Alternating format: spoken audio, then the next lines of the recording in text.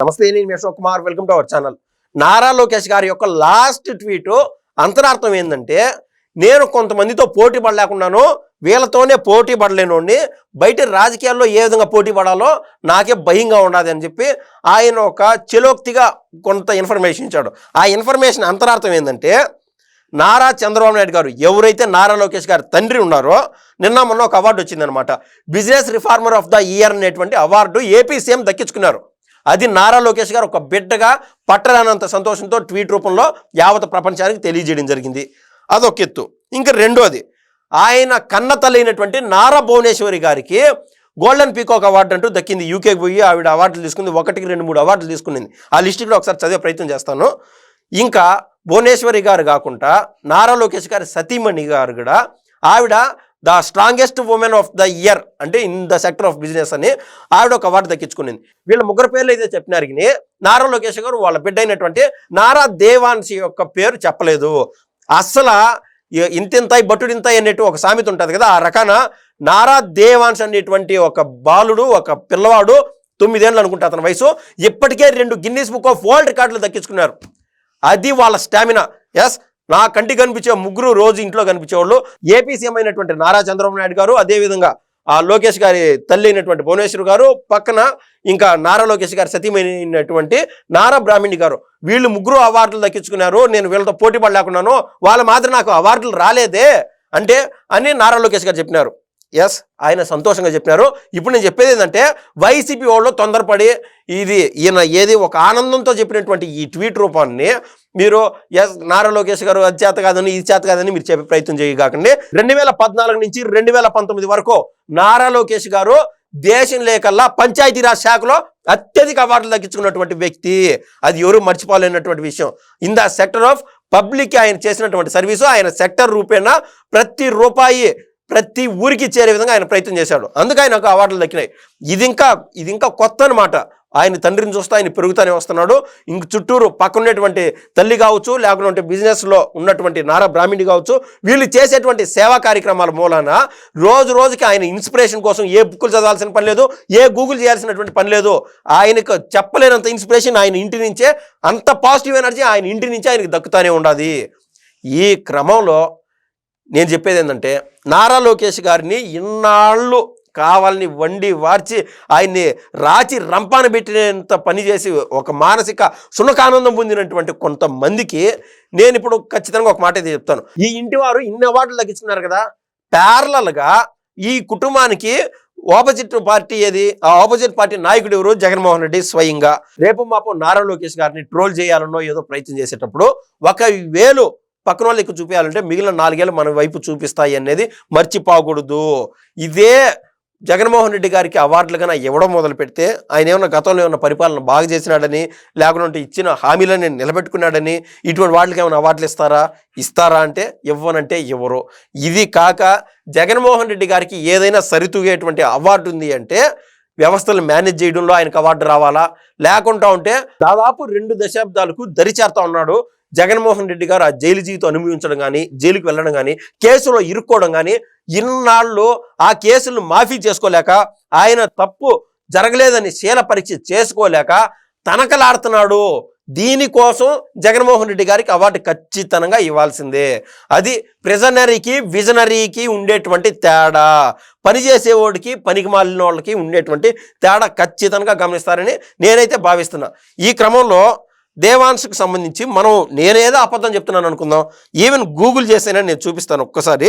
నారా దేవాన్ష్కి దక్కినటువంటి Guinness book of world records award 2025 అక్కడ ఇక్కడ కాదు, యూకేలో అవార్డులు ఇచ్చింది. వీళ్ళు సహజంగా వైసీపీ వాళ్ళు చేతకాని తనమో ఏదో ఏమనుకుంటారంటే, ఒకవేళ కర్ణాటక ప్రభుత్వమో లేకుంటే మహారాష్ట్ర ప్రభుత్వం ఏమైనా అవార్డులు కానీ ఇస్తే ఆ ప్రభుత్వాలు కొనేసారు అని చెప్తారు. దాని వెనక లోటుపాట్లు కొంచెం డెప్త్ చూస్తే మీరు అంటున్నారు కదా, ఈయన నారా చంద్రబాబు నాయుడు గారు పవర్ఫుల్ కాదు, ఆయన బొంగరాలు చక్రాలు తిప్పినారంటున్నారు కదా, ఎక్కడ తిప్పినారంటున్నారు కదా. ఎస్, పక్కనే ప్రభుత్వాలు ఇచ్చినాయి అన్నా కూడా వీళ్ళు చేసేటువంటి పనులకి, వీళ్ళ ఎక్సలెన్స్కి నచ్చి మెచ్చి అవార్డులు ఇచ్చారు. ఒకవేళ ఆ పదాలు మీకు నచ్చకపోవచ్చు, అయితే పక్కనే ప్రభుత్వాలని ఈయన లాబింగ్ అనుకోండి ఏ విధంగా ఇంప్రెస్ చేశాడు అనుకోవచ్చు కదా. ఇక్కడ పాయింట్ అది కూడా కాదు, ఎక్కడో విదేశాల వాళ్ళు కూడా నచ్చి చాలా ప్రతిష్టాత్మక అవార్డులు అంటూ దక్కించుకోవడం జరిగింది. దేవాంశ్ గారికి వచ్చినటువంటి అవార్డులు వచ్చి world book of records award 2025 received for becoming the fastest checkmate solver. 175 పజిల్లు దాదాపు 1 నిమిషం లోపే సాల్వ్ చేసినందుకు. ఇంకా వేరే అవార్డు వచ్చి టవర్ ఆఫ్ హనాయ్, ఈ అవార్డు కూడా దక్కించుకున్నారు.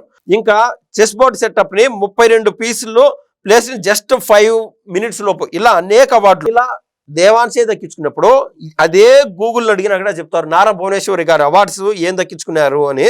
ఒకసారి ఆ అవార్డులు ఏదో చెప్పే ప్రయత్నం ఉంటే చేస్తాను. Best philanthropist award NTR trust ద్వారా ఆరోగ్యం అండ్ వైద్య రంగాల్లో సేవలు అందించినందుకు. ఉమెన్ లీడర్షిప్ అవార్డు ఇది ఎందుకు ఇచ్చారంటే మహిళా సాధికారికత నాయకత్వానికి చేసినటువంటి కృషికి. ఇంకా సోషల్ సర్వీస్ ఎక్సలెన్స్ అవార్డు ఉచిత వైద్య శిబిరాలు రక్తదాన కార్యక్రమాలు చేసినందుకు ప్రతి సంవత్సరం చేస్తానే పోతానే ఉన్నారు. స్వయంగా నారా భువనేశ్వరి గారు చెప్పినటువంటి ఒక ప్రెస్ మీట్ కి నేను అటెండ్ అయినప్పుడు ఆవిడ చెప్పినటువంటి మాట ఏంటంటే, టిల్ డేట్ 2 రాష్ట్ర ప్రభుత్వాల నుంచి మేము ₹1 కూడా తీసుకున్నటువంటి దాఖలాలు లేవంటే అక్కడ ఎంతమంది అయితే హాజరైనారో ఆ సభలో ప్రతి ఒక్కరు స్టాండింగ్ ఓవేషన్ ఇచ్చారు.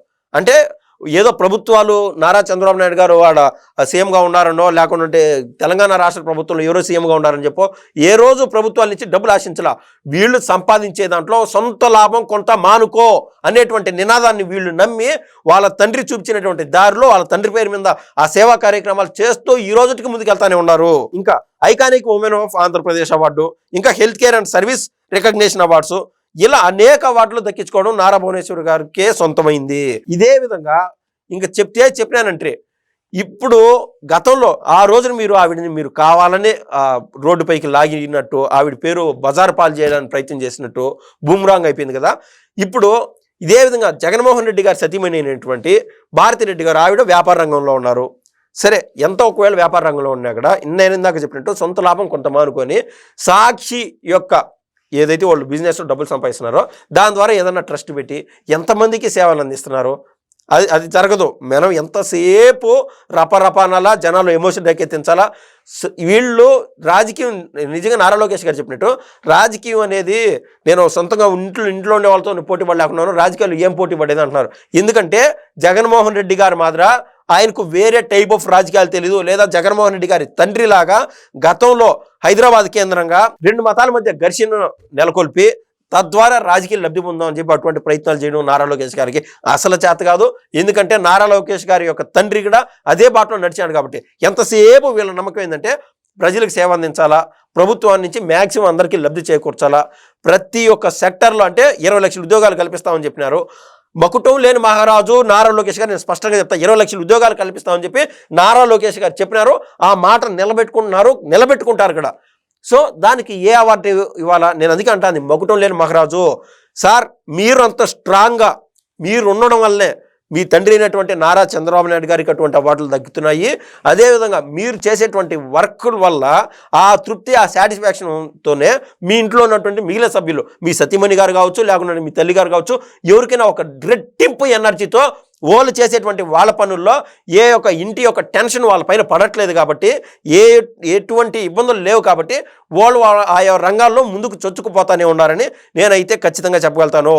మొత్తం మీద నారా లోకేష్ గారు మొహమాట లేకుండా చంటి పిల్లాడలాగా బాలయ్య బాబు మేనల్లుడు అని చెప్తున్నాడు కదా, ఆయన మాదిరినే అన్ఫిల్టర్డ్గా మొహమాట లేకుండా ట్వీట్ రూపంలో నేను ఈ మాదిరి ఇంట్లో వాళ్ళతోనే పోటీ పడలేకుండానే ఈ అవార్డులు ఇవన్నీ వస్తున్నాయి అని చెప్పి నారా లోకేష్ గారు తన యొక్క మంచి మనసుని ప్రజలందరూ చూసే విధంగా ట్విట్టర్ వేదికగా ఆయన అయితే చెప్పుకోవడం జరిగింది. ఈ వీడియో పైన మీ అభిప్రాయం తెలుపుతారని నేనైతే కోరుతున్నా. ధన్యవాదాలు.